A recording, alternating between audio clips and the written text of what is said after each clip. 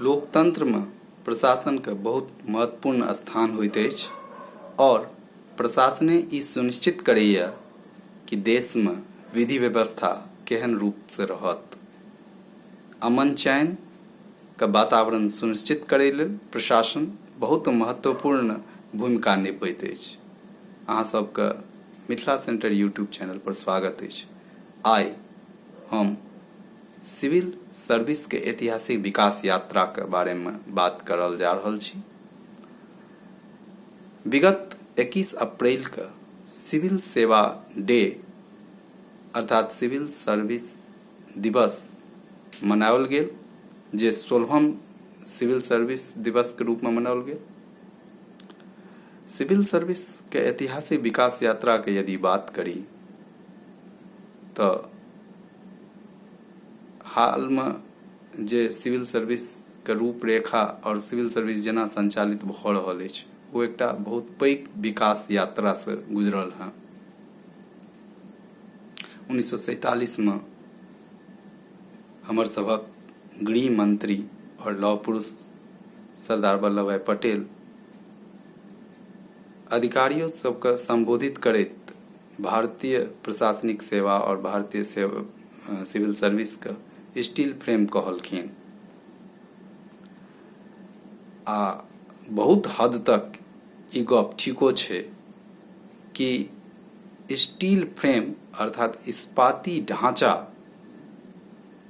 के बिना एते पैघ देश में प्रशासन के चलौनाइ और प्रशासनिक मजबूती रखनाइ असंभव छै।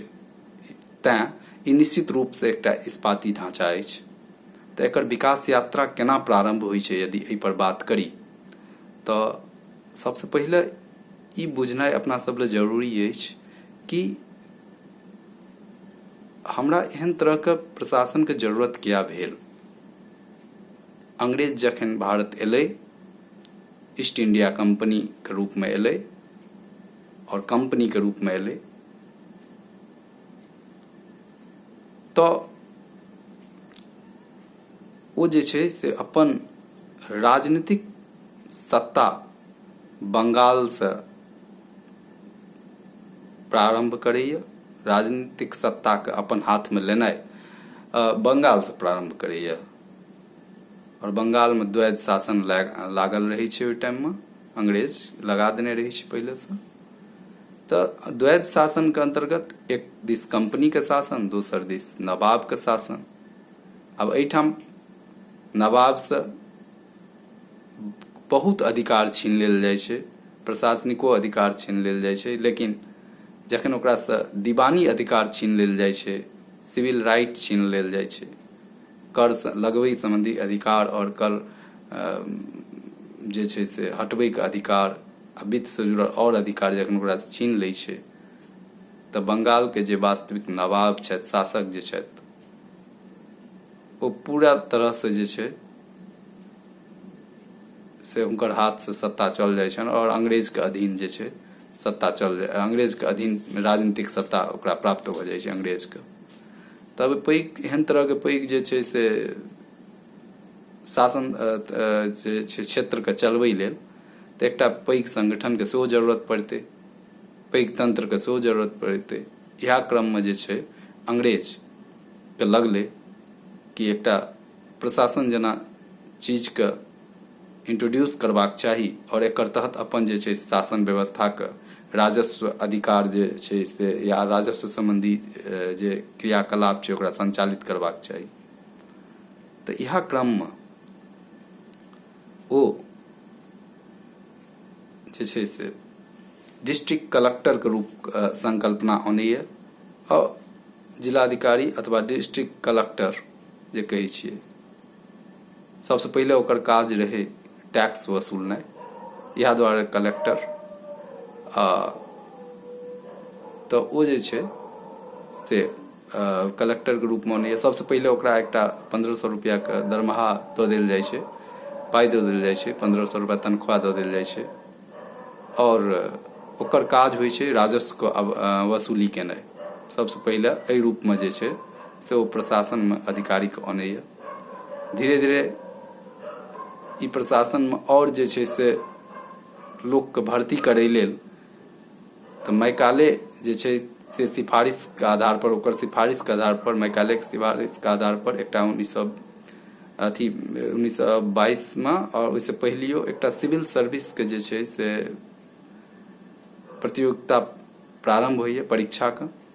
तो भारत से सत्येंद्र नाथ बोस जे छथि से पहिल भारतीय होइ छथि जे सिविल सर्विस के रूप में, सिविल सर्वेंट के रूप में ओकर चयन होइ छनि। तो दोसर जे 1869 में जे छै से अहाँके एकटा दोसर रमेश चंद्र दत्त के जे छै से ओहिमे सिलेक्शन होइ छनि। एहि क्रम में 1926 में एकटा लोक सेवा आयोग के सेहो गठन होइए और एना जाइत जाइत लोक सेवा आयोग के गठन होइए। 1935 में यह जे छै से संघीय लोक सेवा आयोग बनि जाइए कानून द्वारा। फिर यह एकरे तहत पुलिस सेवा के सेहो गठन होइ छै। तो कॉर्नवालिस पुलिस सेवा का गठन करै छथिन और यहाँ में जे छै से बहुत जे छै से तहसील में अहाँ कहि सकै छियै और गांव में थाना के सेहो एकटा थाना के रूप में एकटा कंसेप्ट आनल गेलै और थानेदार के रूप में दरोगा के एकटा नियुक्त कऽ देल गेलै ओहिठाम। एकर बाद 1850 में संघीय लोक सेवा आयोग जो 1935 के अधिनियम के द्वारा भेल रहा वो अहाँ के संघ लोक सेवा आयोग भ जाइ छै। तो आब इहो ई सेवा जे छै भारतीय सिविल सेवा के रूप में बुझल जानल जाइ छै। आब स्वतंत्रता के बादक बात कहि रहल छी, ताहिमे भारतीय प्रशासनिक सेवा के रूप में जानल गेल छै। और तखन जे छै से एहि रूप में जे भारत जेहन पैघ देश के सिविल सेवा के रूप में भारत देश में सिविल सेवा के भारतीयकरण भ जाइ छै आ भारत के लोकतांत्रिक, भारत जेहन लोकतांत्रिक राज्य राष्ट्र लेल और कल्याणकारी राज्य लेल सिविल सर्विस के भूमिका के बढ़ा देल जाइ छै और ओहिसँ उम्मीद कयल जाइ छै आ निश्चित रूप से ओहि पर ठाड़ो उतरल हँ कि हमर देश में प्रशासन जे एकटा इस्पाती ढांचा के रूप में एकता, अखंडता और संप्रभुता के रक्षा करत।